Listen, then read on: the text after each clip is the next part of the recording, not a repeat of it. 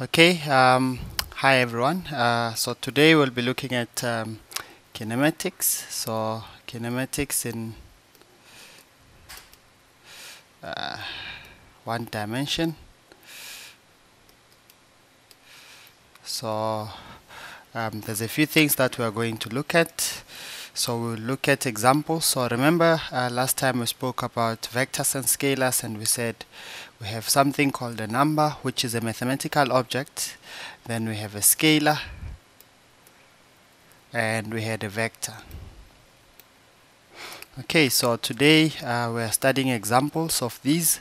So we are studying, say for example, for a scalar we'll study something called distance, or at least introduce it, time,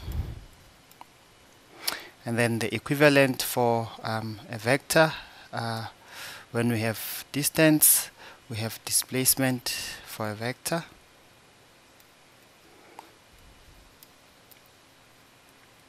Okay, and then the equivalent, there's no equivalent for time, but we also have something called acceleration.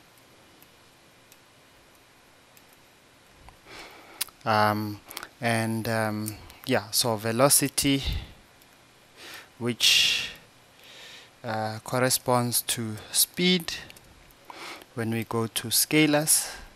So here we have speed, and there's many other examples.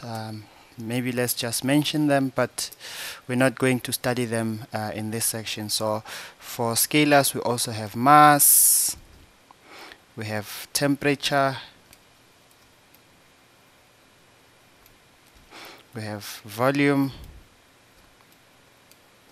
we have area, of course, and so on. So anything that just has a number and a unit, so it doesn't have direction. And then over here we can speak about pressure difference. So pressure differences, actually no, so just scrape that. Yeah, so there are other examples of vectors. Okay, so let's stop there. So for today we are interested in studying distance, time, speed, displacement, acceleration, and velocity. Okay, so let's start with distance. So distance, there are different symbols that we use for distance. Yeah, so for example, when we speak of gravitational problems where a body is falling or is being thrown up, we normally speak of a height and we use h.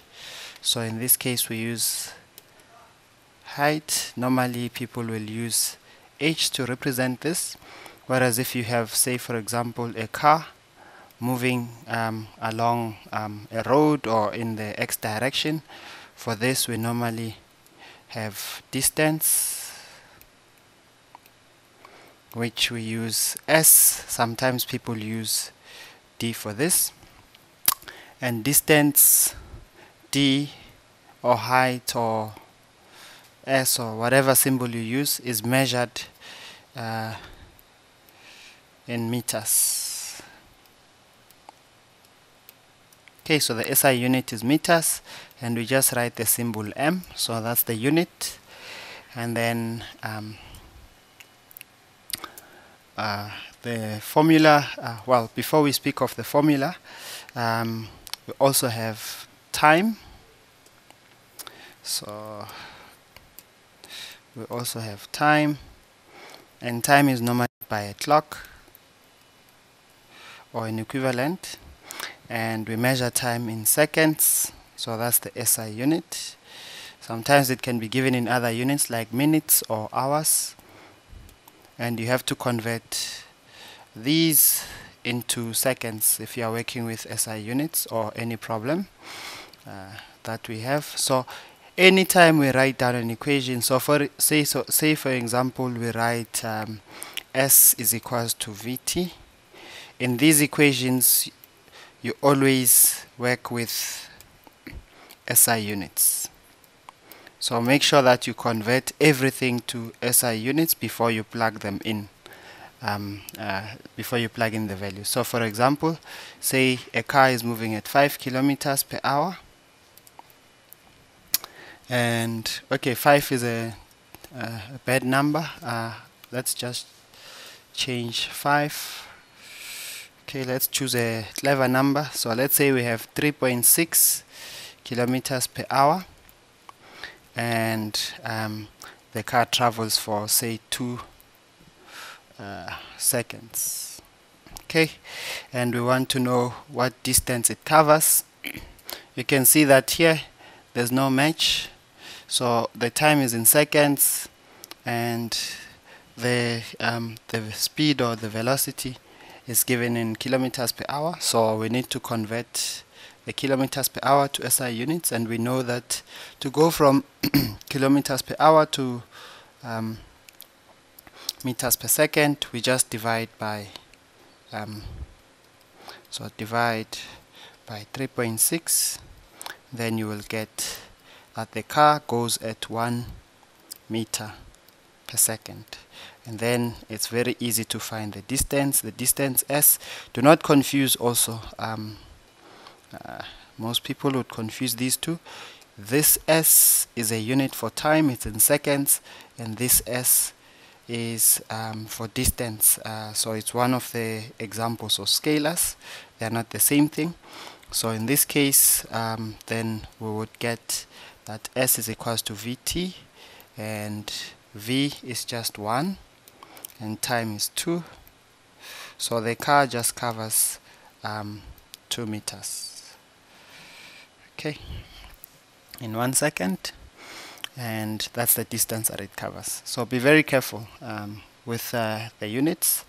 So now we have spoken about time, and we just briefly spoke about distance. So now we are ready to, so let's just tick. We've spoken about distance, we've spoken about time. Now we are interested in speed. So let's look at speed. So what is speed by definition? So speed is the rate of change in distance. Okay, so how quickly we change our distance, and rate means per unit time. So then speed normally is given by a v. So then our v is equals to, it's the rate of change in distance. So that means I have distance over time. And normally people would then put some deltas to show that this is change. And the units for distance, if I can just remind you, was meters. The unit for time was second. So meters over second is just meters per second. Okay, so sometimes we use meters per second like that because that's just easy when you are typing. But both are the same thing. So that's our speed v. And the equivalent, so velocity, the vector equivalent of this, which is velocity, we just have the same equation, but now velocity v, and remember that for vectors we have a little arrow on top, so that is given by, now it's no longer the distance, so this s here was distance, now it's displacement, so it's the change in displacement over time. Okay, so what is the displacement? Displacement is just the distance with direction. Okay, so let's maybe look at 2 examples to try and understand what we are talking about. So say for example someone is running a 200-meter track. So remember that the stadiums for Olympics, for example, are in a circle like that. So from here to there is half a full round, so that is 200 meters. So someone runs from here all the way over there, then the distance they've covered, which I called S, so the distance S would be the 200-meter race, whereas the displacement, as you can see, is different. So displacement has direction is from the starting point to the end point, and you draw a straight line. So my line is not as straight as it should be, but it's one straight line and it's directed towards the finish point. So this is where they start the race, and that's where they finish the race. And you can see that the length of the track is not necessarily 200 meters, it's smaller than that, and it's almost like a football pitch size, so about 160 meters. Maybe let's say in the direction of motion, just for direction. So in the direction of motion, which in this case looks like east in my diagram. So we just say 160 meters east. So that's displacement. Okay, and we use a vector, so then we would write S is equals to 160 meters east. And also notice that sometimes, even though one has a non-zero distance, one can also at the same time have a zero displacement. So if we run the full 400 meters from here all the way around back to where we started, then the distance for that race is 400 meters, whereas the displacement is zero because we are back where we started. Okay, so it's just zero. Okay, so if we can just go back, now we have covered displacement and we have covered velocity, and now we want to, and also speed, we want to look at acceleration. Okay, so what is acceleration? So let's just write it down first. So acceleration is the rate of change in velocity. It's also a vector, so it's not the rate of change of speed, it's the rate of change of velocity. So then of course you can guess the equation. We use A for acceleration, it's a vector, so I need the arrow. So A is equals to delta V, which is a vector, over delta T. And you can see V is measured in meters per second and T is in a second. So combining these two, the unit for acceleration is meters per second square, or sometimes it's written as meters times second to the minus 2. Okay, so that's acceleration. And yeah, so if I may just show you the plan for today. So we have discussed displacement, we have spoken about speed and velocity, we've just introduced acceleration. So now what we would like to do is to study equations of motion, or sometimes called equations of kinematics, for constant acceleration. Okay, so we want to study acceleration which is constant. So when A is constant, so constant means both direction and magnitude. So for example, if a planet is rotating around another one, so where you have the sun and say that's planet Earth going around the sun, if this is going around at constant speed, it's not going to give us constant velocity, because velocity is also direction. So when Earth is here, the direction is tangent. When the Earth is here, the direction is tangent. When the Earth is here, the direction is tangent. So you can see that there's a constant change in direction, so there is acceleration. And in fact, one gets centripetal or centrifugal acceleration, and that's just the gravitational force from Newton's law of universal gravitation. Okay, so there's a force of attraction that acts, and it's responsible for the acceleration, because remember that this is equals to mg. So there is gravitational acceleration over there. Okay, so we are looking at where both direction and magnitude are constant, and this is only possible when something is traveling in a straight line and at constant acceleration. Okay, so that's what we are interested in, and for this we get what are called the equations of motion.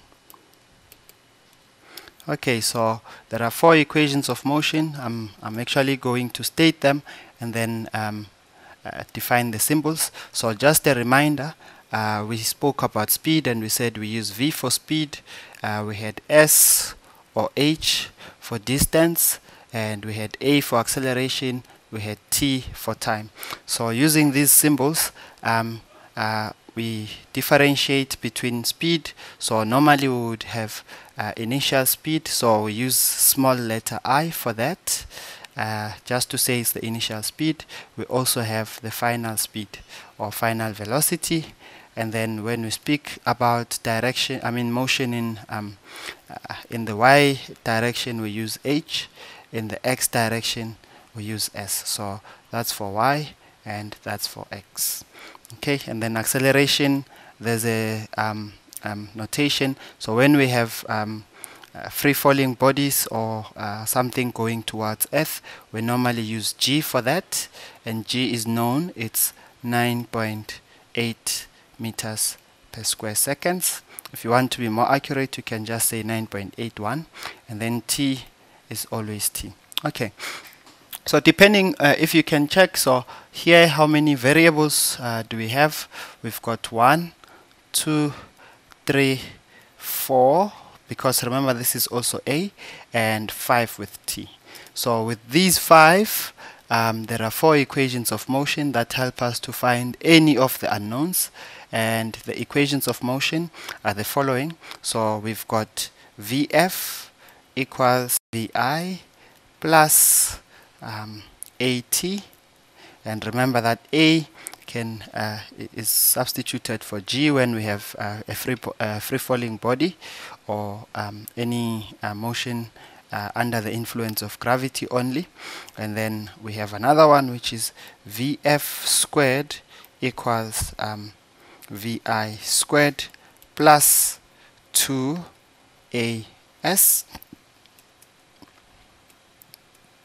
And then we also have S or H is equals to 1/2 Vf plus Vi multiplied by T. So you can see, just to remind you, this is what we called the average velocity, VAV AVG.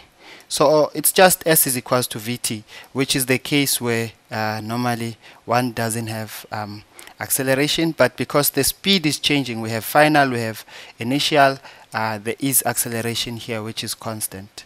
When there's no acceleration at all, Vi equals Vf, so Vi equals Vf if A equals to 0, and what we see is this equation just becomes S is equals to Vt, because you'll get V plus V, and that's 2V, it cancels the half, and you get S is equals to Vt.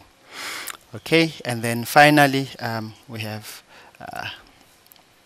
the equation of motion, which is S is equals to Vit plus 1/2 At squared. Okay, so if you check all of these equations, they only have 4 variables. So it's vi here, vf, a, and t. Here it's just okay. So here it's just vf, vi, a, and s. So here in the first equation of motion, we don't have s. In the second one, we don't have t. In the third one, I've already said we don't have a. In the final equation of motion, what we are missing is vf. So depending on what type of information you are looking for and what you are missing, you would then have to pick the appropriate equation of motion. Okay, so now we have also covered section 2.4 of the study guide, which is equations of kinematics or motion for constant acceleration. So all that is left now to do is to cover some applications and to do some questions. Okay, so just a reminder, in your book we are looking at sections 2.1 all the way up to 2.5. So 2.1, 2.2, 2.3, 2.4, and 2.5. Okay, so if there is 2.6 or anything else, that means it's not part of the syllabus, so we don't cover that. Okay, and so now what I would like to do, and a reminder also, this is on pages, so if you check your study guide, it's on page 40. We're looking at page 40, page 41, and page 42. So now we are going to go to page 42, and we are interested in looking at some examples. So let's look at example number 8 in the questions that we cover in lectures. So what do we have here? We've got a racer or a race driver that has made a pit stop to refuel. Okay, so the race driver has made a pit stop to refuel, and after refueling, so this is normally for your Formula 1 cars in a race, he leaves the pit area with an acceleration whose magnitude is 6 meters per second. After 4 seconds, he enters the main speedway. So yeah, this is a normal racetrack, and then at the same instant, another car on the speedway traveling with a constant speed of 70 meters per second overtakes and passes the entering car. And if the entering car maintains its acceleration, how much time is required for it to catch the other car? Okay, so I have already solved this problem, so my solution is over here, but let's just briefly discuss it. Okay, so what do we have? We need a new page, so let's open a new page. Okay, so we are looking at page, let me just double check, page 42, problem number 8. Okay, so let's relook at the problem. So we are told that we have a race car. So under the race car, so I'm going to separate the problem into two. I'll look at the race car before entering the pit. So this is before, entering the racetrack. So we are told that the driver makes a pit stop, so there's no information there, and then after refueling he leaves the pit area. So we know that the initial speed, which is vi, equals 0. Again, so before you even do anything with these equations, you need to choose the direction where you have positive. So I always choose positive to be the direction of motion. So direction of motion, because it simplifies the problem. You will get a lot of variables being positive and only a few being negative. So we know that the initial speed is 0, and then he leaves the pit area with an acceleration whose magnitude is 6. So acceleration in this case, because he's starting from 0, is accelerating the same direction. So A is equals to positive 6 meters per second square. If they said he is decelerating, then you would have a minus instead of a plus. or if it's accelerating and the car slows down, then you would have a minus. Okay, because that's opposing the motion. And then after 4 seconds, so it takes him 4 seconds to accelerate at that rate. He enters the main speedway. So here, this is before he enters the main speedway. Okay, so before main speedway, this is what we have. And we are told that, so let's say after over here. So now we have after. Okay, at the same instant, another car on the speedway traveling with a constant speed. So let's call this car A.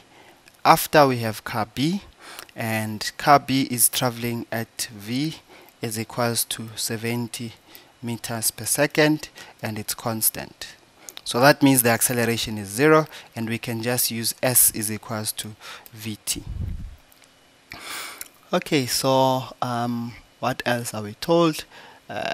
It overtakes and passes the entering car. If the entering car maintains its acceleration, how much time is required to catch the other car? So this is important, and what we have is at some instant here, car A is accelerating at 6 meters per second, and we want to know what speed car A is moving at. So to find the final speed for car A, which I've called VA, we need to use equations of motion. So here we have VI, we have A, we have T. The equation of motion, which doesn't have S, so there's no S over here, is VF, equals VI plus AT. And we are looking at car A. So VF is just, our VI is 0, our A is 0.6, and our time is 4. So then we just get 24 meters per second. So we know that the speed at which the car A enters the main speedway or the main track is 24 meters per second. At the same time, another car B so is moving at VB is equals to 70 meters per second. So this one overtakes that one, and later on they meet again, and this one, so car B is still moving at 70 meters per second. We want to know how much time is taken from when they pass each other to where they meet. We can see that both of these cars are going to travel the same distance S, and we start the clock when they meet, so they both have the same time, so which I'm gonna call T. Okay, so from car B, what we learn is S is equals to Vt, and V is 70, so the distance is just 70 times T. For car A, what we learn is we are looking for S also, so S is equals to VAT plus 1/2 AT squared. Just a small mistake there, so let's make sure that we erase that and get our pen back. So 1/2 AT squared, and remember that the driver A maintains the acceleration A, which is 6 meters per second squared throughout the race or before they catch up. So here we know that S is equals to VA is just 24, we don't know the time, plus 1/2, the acceleration is 6, we don't know the time, T squared. So combining these two, we get 24T plus 3T squared. But we said that the distance S is equal to the distance S for both A and B. So equating these two equations, we have 70T equals this number, which is 24T plus 3T squared. So 3T squared plus 24T equals 70T. And simplifying this, we get 3t. So 70 taken to the other side is negative, and 24 minus 70 is 46. So let's just see, 2050, yes, 46. So minus 46, t equals to 0. There's a square here, so taking out a common factor of 3t, I'm left with t minus 46 over 3 equals 0. So then we get our final solutions. So there's two solutions. There's t equals to 0 or t equals 46 over 3 seconds. Okay, so which answer is the correct one? We're looking at when they catch up.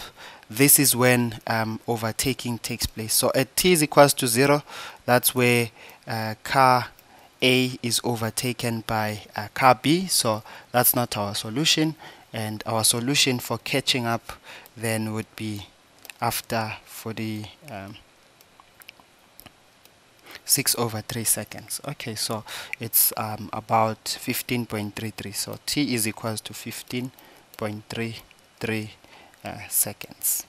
Okay, what was the question?